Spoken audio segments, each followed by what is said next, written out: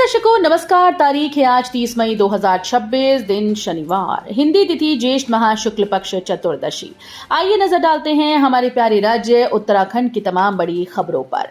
Video शुरू करने से पहले कमेंट बॉक्स में जय हिंद लिखकर हमें सपोर्ट करें। तो चलिए शुरू करते हैं। बीसी खंडूरी को श्रद्धांजलि देने आवास पर पहुंचे भाजपा राष्ट्रीय अध्यक्ष, फिर बैठकों का दौर शुरू। प्रवास के दूसरे दिन भाजपा राष्ट्रीय अध्यक्ष नितिन नवीन पूर्व सीएम स्वर्गीय बीसी खंडूरी के आवास पहुंचकर श्रद्धांजलि दी और शोक संतप्त परिवार से मुलाकात की। इसके बाद वो राजपुर रोड स्थित होटल पहुंचे, जहां विभिन्न बैठकों का दौर शुरू हुआ। सबसे पहले सांसद विधायकों के साथ बैठक की। दोपहर 2 बजे से प्रदेश पदाधिकारी, प्रदेश मोर्चा अध्यक्ष, महामंत्री, जिला प्रभारी, सह प्रभारी और जिला अध्यक्षों के साथ विस्तृत चर्चा करेंगे।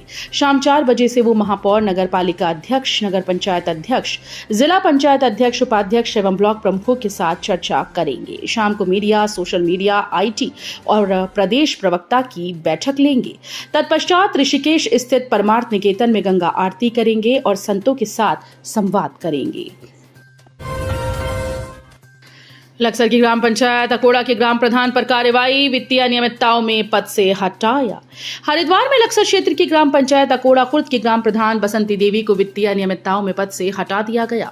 डीएम की ओर से कार्रवाई की गई। वित्तीय अनियमितताओं में ग्राम प्रधान पर अलग से कार्रवाई की जाएगी। ग्राम प्रधान को पिछले साल सस्पेंड किया गया था। जांच के बाद वित्तीय अनियमितताओं की पुष्टि होने पर डीएम मयूर दीक्षित ने ग्राम प्रधान को बर्खास्त कर दिया है। प्रधानमंत्री गृह मंत्री के दौरे के बाद राष्ट्रीय अध्यक्ष पहुंचे उत्तराखंड, जीत के लिए झोंकी ताकत। भाजपा के लिए उत्तराखंड बेहद अहम है। ऐसे में आगामी विधानसभा चुनाव में जीत के मद्देनजर पार्टी कोई कसर नहीं छोड़ना चाहती। कुछ समय के अंतराल के बाद लगातार प्रधानमंत्री, गृह मंत्री, रक्षा मंत्री से लेकर राष्ट्रीय अध्यक्ष का दौरा हुआ। इससे हर बार कार्यकर्ताओं को नया उत्साह मिला है। पिछले साल नवंबर से ही बात करें तो प्रधानमंत्री नरेंद्र मोदी राज्य के 25 वर्ष होने पर रजत जयंती समारोह में देहरादून में पहुंचे। फरवरी में केंद्रीय स्वास्थ्य मंत्री व पूर्व राष्ट्रीय अध्यक्ष जेपी नड्डा की अध्यक्षता में भाजपा कोर कमेटी की बैठक हुई। लिपुलेख मार्ग से 1 जून से शुरू होगा भारत चीन के बीच व्यापार, सीमित सामान से होगी शुरुआत। कोरोना काल के बाद इस वर्ष 1 जून से फिर भारतीय कारोबारी तिब्बत से चीनी सामान ला सकेंगे। धारचूला में व्यापारी अपने सामान की पैकिंग में जुट गए हैं। प्रशासन ने व्यापारियों और हेल्पर्स के लिए 300 पास मांगे। एसडीएम धारचूला आशीष जोशी ने बताया कि व्यापारियों के आवेदन आने शुरू हो गए हैं। व्यापारी नाभिढांग या उससे आगे लिपुलेख पास तक वाहनों से जाएंगे। इस दौरान आईटीबीपी के जवान व्यापारियों के साथ रहेंगे। करीब 800 मीटर पैदल चलने के बाद व्यापारी चीन में प्रवेश करेंगे। राहुल गांधी करेंगे चुनावी शंखनाद। वरिष्ठ नेताओं ने गढ़वाल व कुमाऊं में संभाला मोर्चा। लंबे समय के बाद उत्तराखंड दौरे पर आ रहे कांग्रेस के शीर्ष नेता व लोकसभा में नेता प्रतिपक्ष राहुल गांधी आगामी विधानसभा चुनाव का शंखनाद करेंगे। 2 दिवसीय दौरे के लिए प्रदेश कांग्रेस तैयारियों में जुट गई है। पार्टी के वरिष्ठ नेताओं ने अल्मोड़ा में होने वाली रैली और पौड़ी में पूर्व सैनिक सम्मेलन के लिए मोर्चा संभाल लिया। विधानसभा व लोकसभा चुनाव में लगातार शिकस्त मिलने के बाद 2027 में सत्ता वापस की उम्मीद लगाए कांग्रेस को नई ऊर्जा देने के लिए राहुल गांधी का दौरा अहम माना जा रहा है। वर्ष 2021 में राहुल गांधी उत्तराखंड आए थे। 5वीं तक पड़ा है पाकिस्तानी गैंगस्टर नेटवर्क से जुड़ा रुड़की का आरोपी मुशर्रफ, उगला पूरा सच। पाकिस्तानी गैंगस्टर के नेटवर्क में शामिल होने के आरोप में यूपी एटीएस आतंकवाद निरोधक दस्ता की गिरफ्त में आया रुड़की के ढंडेरा निवासी मुशर्रफ महज 5वीं क्लास तक पढ़ा है। बताया जा रहा है कि वो बीती 12 मई को मसूरी के कैंपटी गांव पहुंचा था, जहां वो एक ठेकेदार के पास वेल्डिंग का काम कर रहा था। सूत्रों के अनुसार पूछताछ में मुशर्रफ ने बताया कि उसका एक भाई है जो बाइक मिस्त्री का काम सीख रहा है, जबकि पिता गाँव में ही चिनाई मिस्त्री का काम करता है। मुशर्रफ ने बताया कि उसने पहले कारपेंटर का काम सीखा और बाद में वेल्डिंग का काम शुरू किया। आरटीआई मांगी गई सूचना लंबी है तो जवाब पाने के लिए करना होगा अतिरिक्त भुगतान। सूचना के अधिकार के अंतर्गत मांगी गई जानकारी आवेदनकर्ताओं को निःशुल्क उपलब्ध कराई जाती है। सूचना का आवेदन करने के लिए आवेदक को केवल 10 रुपए की फीस देनी होती है, लेकिन यदि मांगी गई सूचना अधिक लंबी है तो इसके लिए आवेदक को अतिरिक्त फीस का भुगतान करना होगा।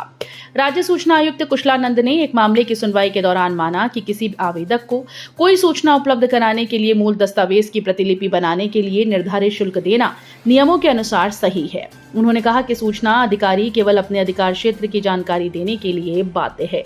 उससे ये अपेक्षा नहीं की जा सकती कि जो सूचना उसके अधिकार क्षेत्र के अंतर्गत नहीं आती उसे वो एकत्र कर आवेदक को उपलब्ध कराए। कॉकरोच रसोई में पका रहे बीमारियां, संपर्क में आने से लोग अस्थमा, रोज अस्पताल पहुंच रहे मामले।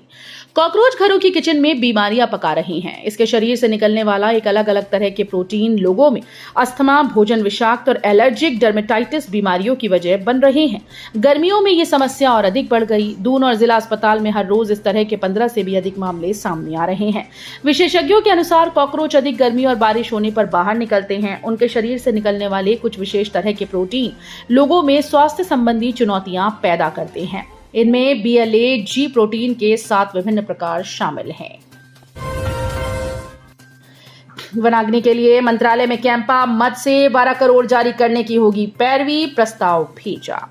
वन महकमा प्रतिकारात्मक वन रोपण निधि प्रबंधन और योजना प्राधिकरण मद से वनाग्नि नियंत्रण के लिए 12 करोड़ की राशि जारी करने की पैरवी करेगा। अभी तक नए वित्तीय वर्ष 2026-27 में कोई भी राशि जारी नहीं हो सकी। हर साल वन महकमा कैंपा मद से राशि के लिए प्रस्ताव भेजता है। सूत्रों के अनुसार अभी तक ये प्रस्ताव मैनुअल भेजा जाता था, पर इस बार डिजिटल तौर पर भेजने की व्यवस्था की गई है। चलती ट्रेन में दर्दनाक घटना, सवालों में घिरी ममता, मृत शिशु फेंकाया गिरा, लक्सर आ रहा था दंपति। देहरादून से सहारनपुर जा रही DLS पैसेंजर ट्रेन से नवजात का शव नीचे गिर गया। एक दिन पहले ये अस्पताल में उसका जन्म हुआ था। दंपति ने बताया कि मेला अस्पताल में बच्चे की मौत हो गई थी। वो ट्रेन में शव को वापस लेकर आ रहे थे। झटका लगने पर वो नीचे गिर गया। इस बीच ट्रेन में सवार लोगों ने दंपति पर जानबूझकर बच्चे को फेंकने का भी आरोप लगाया।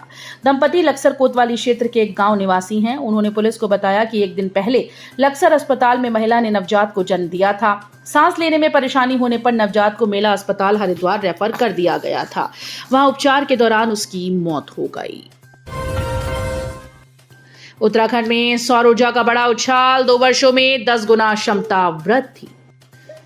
उत्तराखंड ने सौर ऊर्जा के क्षेत्र में लंबी छलांग लगाई। इसे रेखांकित करते हुए मुख्यमंत्री पुष्कर सिंह धामी ने कहा कि वर्ष 2024 से अब तक मात्र 2 वर्षों में राज्य ने सौर ऊर्जा क्षमता में 10 गुना वृद्धि दर्ज की।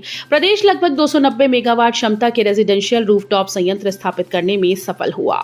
ऊर्जा के क्षेत्र में आत्मनिर्भर उत्तराखंड के निर्माण की दिशा में ये एक ऐतिहासिक उपलब्धि है। मुख्यमंत्री पुष्कर सिंह धामी मुख्यमंत्री कैंप कार्यालय में council on energy, environment and water की ओर से तैयार की गई सौर जागरूक पुस्तक के विमोचन कार्यक्रम को संबोधित कर रहे थे। लक्ष्मणपुर में मकान की ऊपरी मंजिल में लगी भीषण आग, मची अफरा तफरी, सारा सामान जला। डाकपत्तर क्षेत्र के लक्ष्मणपुर स्थित दुर्गा माता मंदिर वाली गली में एक मकान की ऊपरी मंजिल में भीषण आग लगने से अफरा तफरी मच गई। सूचना मिलते ही फायर स्टेशन की टीम तत्काल घटनास्थल के लिए रवाना हुई। मौके पर पहुंचने पर पाया कि साकेत माहेश्वरी और अमित माहेश्वरी पुत्र स्वर्गीय सोहन लाल माहेश्वरी के मकान की ऊपरी मंजिल में आग तेजी से फैल रही थी। अग्निशमन दल ने मिनी हाई प्रेशर वाहन से 2 होज रील फैलाकर आग बुझाने का कार्य शुरू किया। नारायणबगड़ की मोली मार्ग पर बारिश से उफनाए नाले, पार करते समय मां बेटी बही, ग्रामीणों ने बचाया। चमोली जिले में नारायणबगड़ की मोली सड़क पर शुक्रवार को बारिश से नाले उफान पर आ गए। इस दौरान इन नालों को पार करते करते मां बेटी बह गईं। वहीं उनके साथ एक अन्य ग्रामीणों ने उन्हें बचाया। घायल मां बेटी को काफी दूर से निकाला गया। उन्हें उपचार के लिए नारायणबगड़ अस्पताल में भर्ती कराया गया है। गंगोत्री हाईवे पर हादसा, रिवर गंगा होटल के पास कार हुई दुर्घटनाग्रस्त, 4 लोग थे सवार। उत्तरकाशी में गंगोत्री हाईवे पर शुक्रवार शाम बड़ा हादसा हो गया। गंगा नानी से 2 किलोमीटर उत्तरकाशी की तरफ रिवर गंगा होटल के पास एक कार दुर्घटनाग्रस्त हुई। सूचना मिलते ही SDRF और 108 एम्बुलेंस घटनास्थल के लिए रवाना हो गई। तो ये थी उत्तराखंड की बड़ी खबरें। हम मिलेंगे अगले बुलेटिन में, तब तक के लिए धन्यवाद।